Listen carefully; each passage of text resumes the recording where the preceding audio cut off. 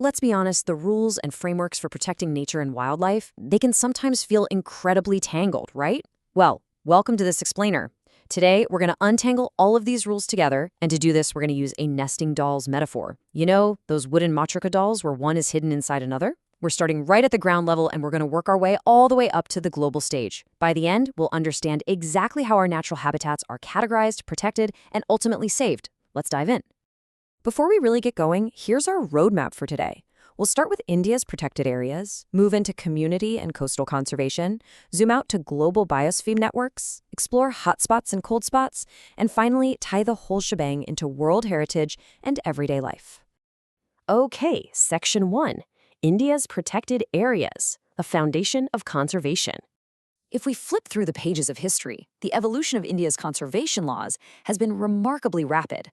Just think about the early days. With the 1970 National Policy and the 1972 Wildlife Protection Act, the entire country had just 5 national parks and 60 sanctuaries. That was literally it. But things evolved dramatically. By 1991, marine boundaries were included, and in 2003, crucial amendments recognizing community reserves completely transformed this network into a dynamic, highly inclusive framework. And the result of that continuous evolution? 669. Today, we boast 669 protected areas covering nearly 4.92% of India's total land area. Now, this phenomenal, undeniable success didn't just happen in a vacuum, right? It was heavily driven by massive, foundational initiatives like Project Tiger and Project Elephant. Now, while both of these are declared by the government, the legal comparison is pretty fascinating. Wildlife sanctuaries usually focus on preserving a specific species, and they actually allow some limited human activities, like livestock raising. National parks, on the other hand, are a totally different story. We're talking multi-species environments with incredibly strict rules and absolutely zero grazing allowed. Moving right along to Section 2, Community and Coastal Conservation, People and the Sea. Remember those 2003 amendments we just talked about?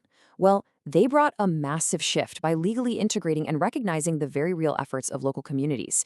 This framework recognizes state conservation reserves and private community reserves. But what's really cool is that it also beautifully embraces cultural traditions.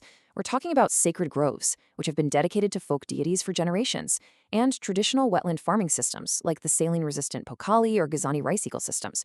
It's honestly an absolutely perfect blend of natural preservation and human heritage. Now, moving slightly offshore, we hit a pretty shocking data gap. We do have 31 marine protected areas in India designed to preserve incredible coastal ecosystems, like the Gulf of Kutch, in their pristine state. But get this, marine protection makes up just 4.01% of our total protected areas.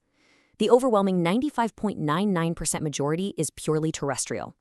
To put that into perspective, it starkly highlights that our marine conservation is lagging way behind and needs some serious urgent attention.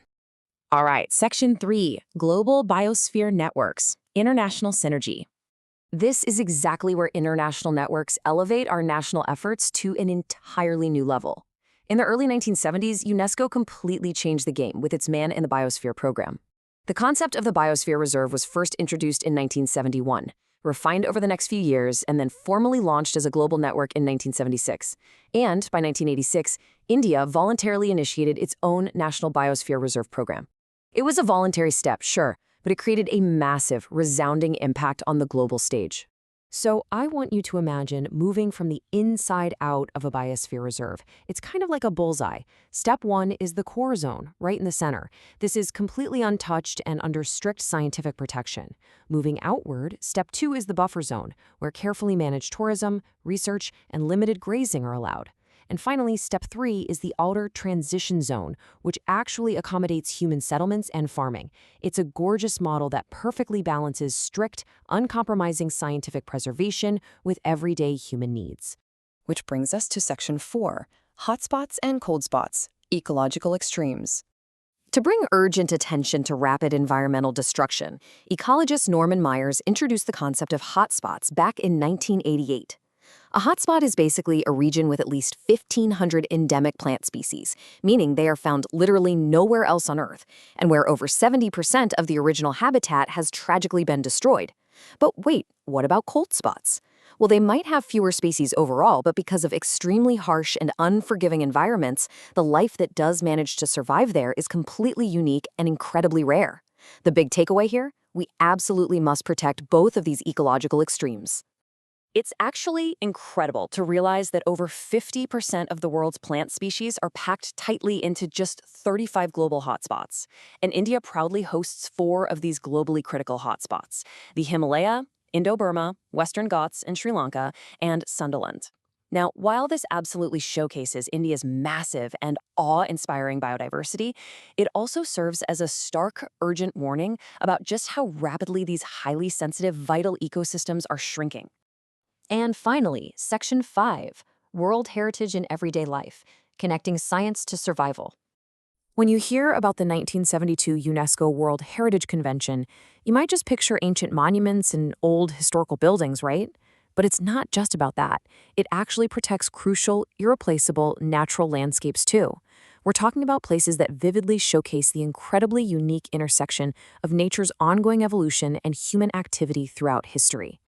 Now, moving from grand international conventions down to literal ground-level science, let's talk about a fascinating field called dendrochronology.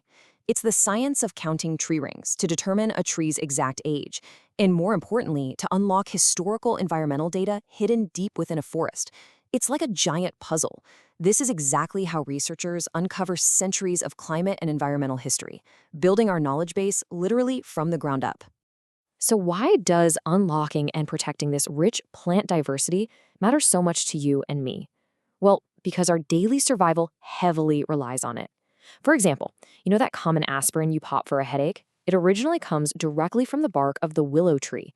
It's mind-blowing when you realize how much of our modern human health is inextricably linked to the survival of these incredibly diverse botanical ecosystems. Let's see how this builds directly into our urban lives. Because, conservation isn't just a concept for distant, exotic jungles. Simply increasing a city's tree cover by just 5% results in a roughly 2% reduction in dangerous stormwater runoff. On the flip side, cutting down trees creates stifling, dangerous urban heat islands and drives up air pollution to hazardous levels. Protecting nature is an absolute necessity for surviving the heat and pollution of our modern concrete cities. The global community absolutely recognizes this deep, unshakable connection. The UN deliberately declared the period from 2011 to 2020 as the Decade on Biodiversity, and every single year, the entire world comes together to celebrate the International Day for Biological Diversity on May 22nd. It's a great way of anchoring our shared global responsibility. Which brings us to the very end of our explainer today. As we look at the big picture, I want to leave you with a final provocative thought. How can we connect these conservation networks more deeply with our society to truly balance human development and nature? It really is the defining challenge of our modern era, and the answer? Well, that requires all of us. Thank you so much for joining me on this explainer today, and keep exploring.